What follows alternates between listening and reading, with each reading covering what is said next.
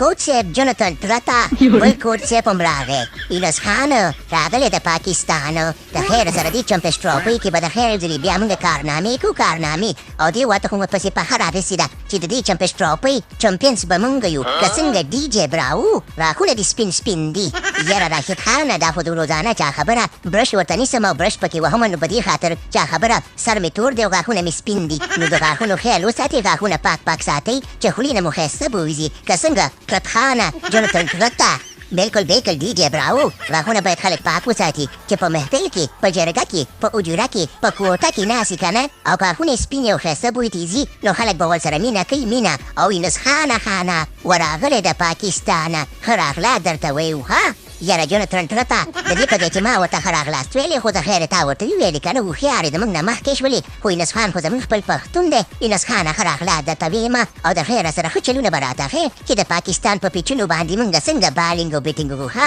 ښه راغلا درته ویو یونس خانه راغلی د پاکستانه که نه یي مننه راشد خانه بس دا خو کیل دی کیله او زه به تاسو د کیل چلونه ښیم او پلانونه به درته ښیم د خیره سره دې چمپشټراپۍ جیت به د ستاسو وي د خیره سره او که نه جیت به کوئ او په دې چمپشټراپۍ کې به ښایسته لوبې کوئ او خامخا به افغانستان ته جیت وړئ جیت یاره یونس خانه په پاکستانیانو باندې ګرانه خبره داسې ده که نه چې په پښتو کې دې پښتۍ ماتې کړلې خو زه خیر دی دا راته چې د افغانستان چل شوی دی صحیح پښتو وایه که نه و یونس خانه په پاکستانیانو باندې ګرانه که نه یاره راشد خانه بس درته ویم دا خو چې دا پښتو کې مې پښتۍ ماتې کړې که نه نو د دې وجه دا ده چې ما ټول عمر چې دی که نه په پنجابیانو کې ګذر شوی دی نو ته په پنجابیانو کې ګذر شوی دی نو په دې خاطر مې پښتو چې ده که نه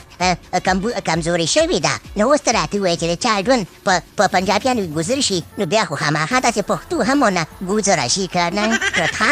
کرت خانه جوناتن پرتا خبره یې واوره دغسې د خیر سره ګوره افغانستان سره ډېر ټیم تېر نه کړې کنې تا نه به مې انګلیش هېر شي هسې نه چې خپل ملک ته لاړ شي پښتو شروع کړي خلک به در پورې خاندي کرت خانه جوناتن پرتا یاره ډي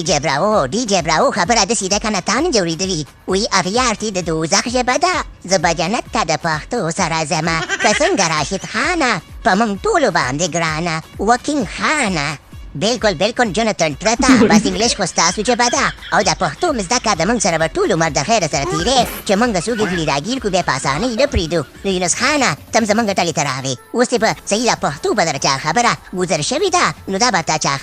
بېرته د خیر سره ګذر کړو او ښایسته به درته یاده کړو صحیح ده که نه او موږ ته به ټرېننګونه راکې و یونس خانه په موږ باندې ګرانه دا خو زموږ کوچ راشد خانه دا خو به ثواب وکړي زه به تاسو د خیره سره د پاکستان د پیچونو پلانونه ویم او ته ماته دا پښتو صحیح که نو ډېر خوند وکړي او که نه موره پلار به مې رانه خوشحاله شي نیکه به مې رانه خوشحاله شي باقي خبره داسې ده چې پروګرام ته وړ ګایم